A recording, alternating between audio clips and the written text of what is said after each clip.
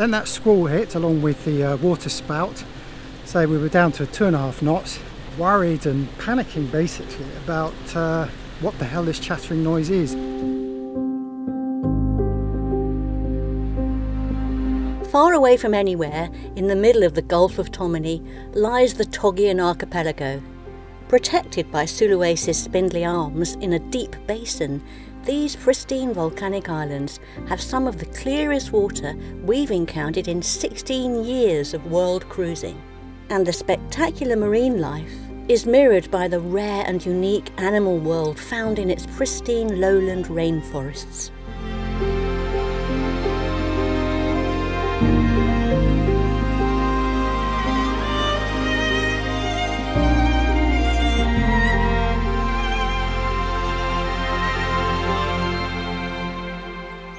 Well, that's the end of our one day and one night in one of the most beautiful anchorages we've ever been to. What a great night's sleep I had last night. How can you not have a great night's sleep in this location?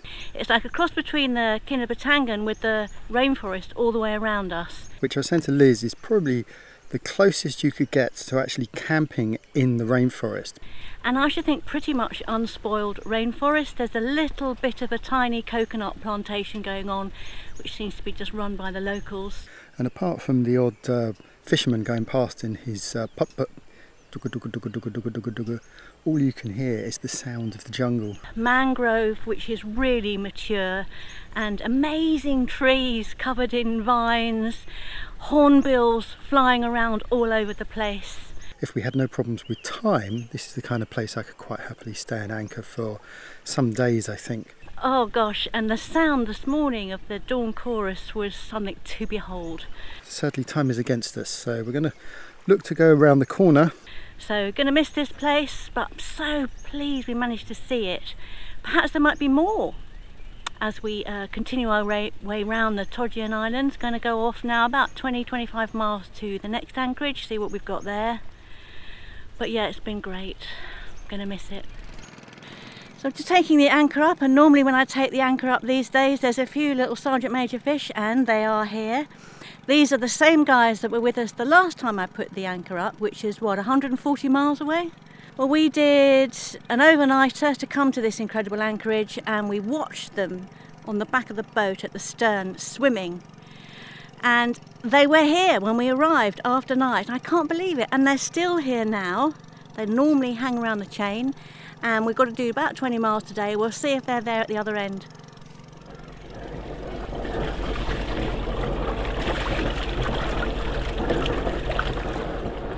So our portable aquarium is with us.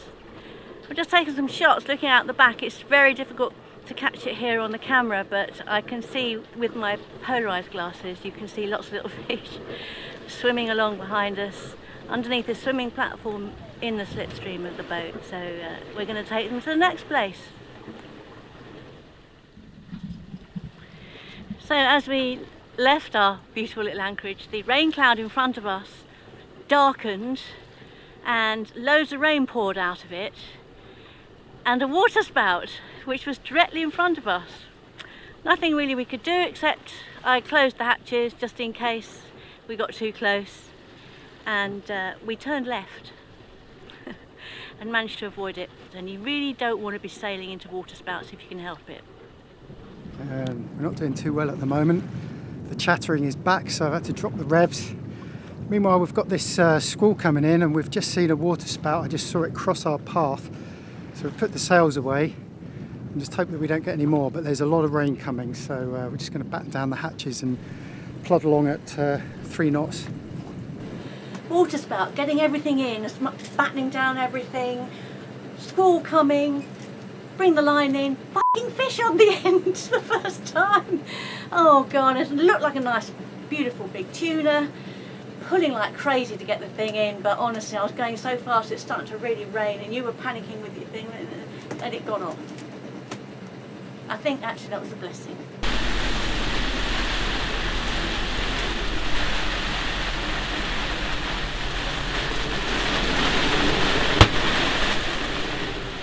Well, this trip so far has been a real mixed bag.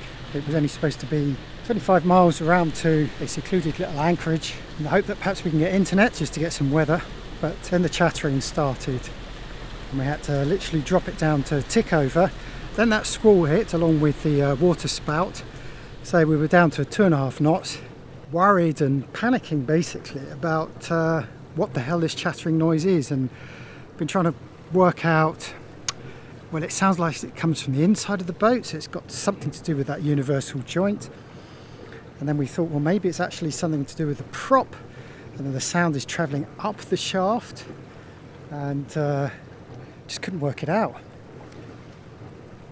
Meanwhile, we're passing, this is an old resort, and it's certainly seen better days. The roof's fallen apart, some of the walkway, the elevated walkway above the reef has fallen down.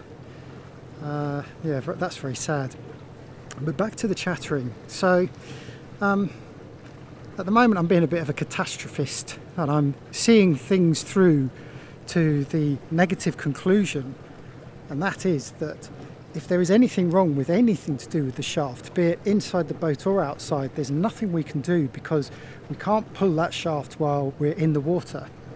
So, because of course we've got a feathering prop, we have a dripless sill, not a stuffing box, so it's going to be a big deal.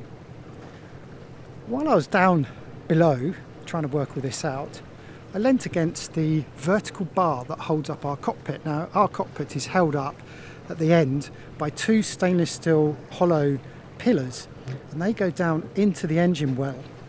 As I leant against it, the knocking noise stopped. So I pulled it and the knocking noise started, and it seems as if that chattering knocking noise is actually that vertical pillar vibrating and knocking against the engine cover. If that is the problem, and indeed now that I've moved it there's no more knocking, that's a bloody godsend, because that is easy to fix and has nothing to do with the whole transmission system. So just keeping my fingers crossed. Meanwhile, we're coming through a typical Indonesian channel between 2 islands with loads of shit in the water. I had to get Liz just to spot for me as we went through the channel, because of course, you know, we're looking for things that are under the water, not on top. And I've said this before, for every one object that's floating on the water, there's another 5 underneath. So anyway, we're just going through this channel now, and then we've got another bay to jump across before we get to our next anchorage. So at the moment, despite the squalls and the cloudy atmosphere and the drizzling rain, things are looking pretty positive. So yeah, fingers crossed. All right, it's my turn to spot for crap in the water. So we've got another band of rubbish. These are obviously some kind of current line, but we're just looking down in the water to see if we can see anything floating underneath. I think what we'll do is I'll get Liz to put it into neutral just as we cross over this line. Neutral.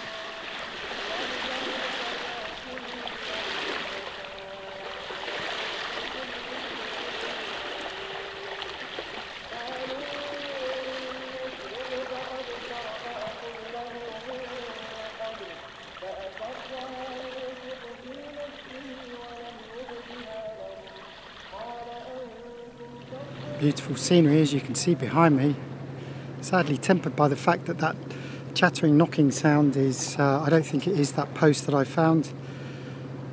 It's still there. Still can't work out what it is.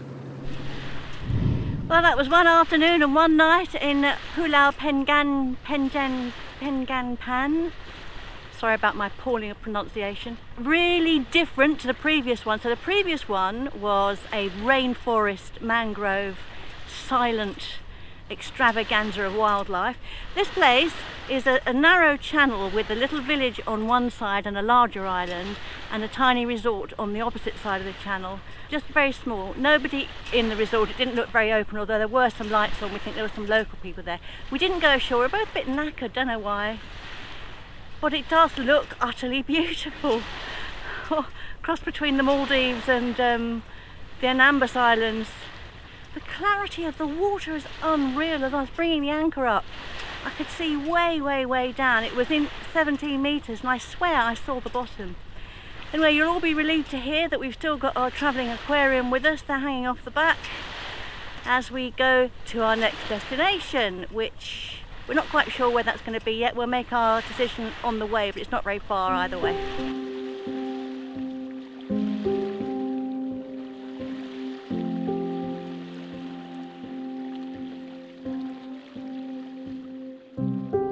Like the Anambas Islands, which we first sailed to in 2017, the Togean Archipelago is another of those remarkable parts of Indonesia that have remained obscured from much of the world's international travel community.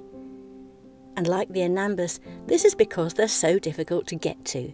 A combination of planes, ferries and cars means it takes determination and plenty of time to vacation here. The reasons intrepid travellers make the journey are varied. Mainly though, it's for quiet relaxation and an opportunity to get away from unnecessary fripperies like the internet and ringing phones. It's a place to immerse yourself in the tranquility of untouched nature, with nothing but the sounds, smells and colours of remote island life. The highest diversity of coral species in the world is in the Coral Triangle, and the Togean Archipelago's 56 islands and islets are right in the centre of that triangle. Within the coral reefs, mangroves, rainforest and seagrass beds are dugong, hawksbill and green turtle breeding grounds, nearly 600 fish species, the idiosyncratic Sulawesi red-knobbed hornbill, fruit bat and bear cuscus, as well as the endemic Togean macaque, babirusa, hawk owl, white-eye, monitor lizard and Naimite-Cetacea. In 2004, the islands became a national park, and in 2019 UNESCO designated them Biosphere Reserve status. But the Togean Islands are not only home to unique creatures above and below the water, there are around 60,000 people living here, the majority of whom are fishermen. These local people come from 6 main ethnic groups, including the Bajau, Togean and Bobonko communities. They use mangrove forests to hunt for fish, shrimp, crabs and all manner of shellfish, and can often be seen in the shallows when the tide goes out, gathering in the traditional way, just as we've seen all over Southeast Asia. In addition to food, the mangroves provide timber for building stilted houses, as well as traditional dugout canoes and small boats. Less useful pieces of timber provide firewood. And for some locals, they're a source of medicine in the form of ancient herbal remedies. For most visitors, though, it's all about doing nothing, swinging in a hammock and getting away from the rat race. Those white sand beaches and gin-clear shallows looked pretty inviting to us, and we wondered if we could spare some time on our journey south to enjoy a few days off here. We are going to see if we can find a resort that's open. It looks like there is, because there's a man waving at us when we went past, and see if we can get a drink or even lunch. Would be nice. We've got to get over this reef though to get there. Falling tide. Falling tide, let's hurry up.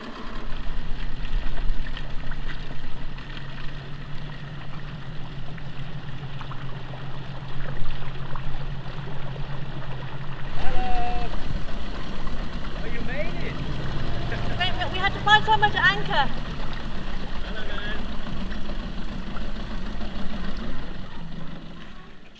So the boat is anchored and we've taken the dinghy around the back to be met by Adrian, who's a French guy living here with his Indonesian wife, and he was the guy that was waving to us as we went past on the boat, and he was sort of indicating where to anchor.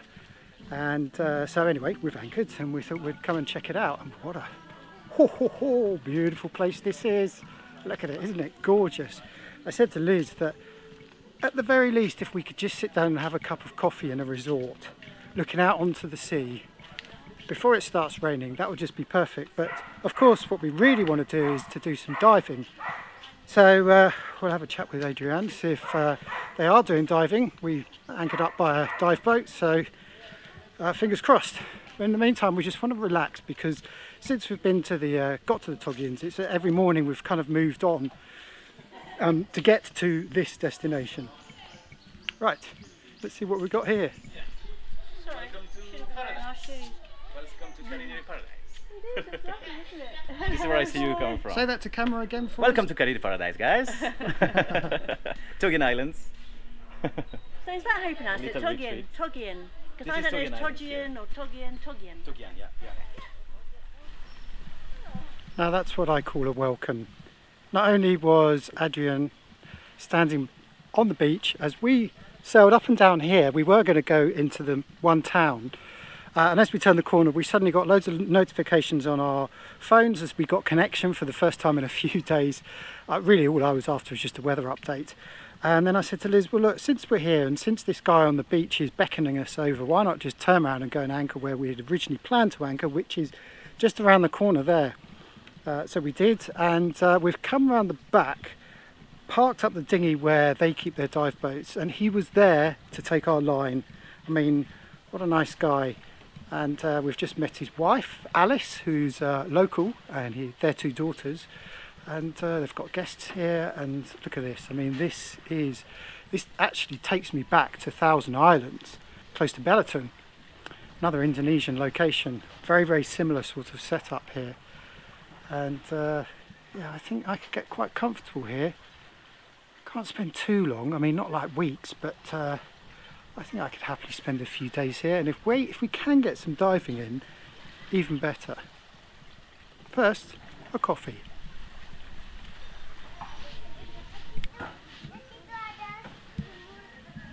Are you glad I dragged you ashore? Yes, I always wanted to come ashore. I just needed 5 minutes because I was so hot on the boat. But it's lovely here, got a lovely breeze. And we're seeing it from the other side. I was just thinking it's so funny, we're always looking at this, but now looking out. I love it.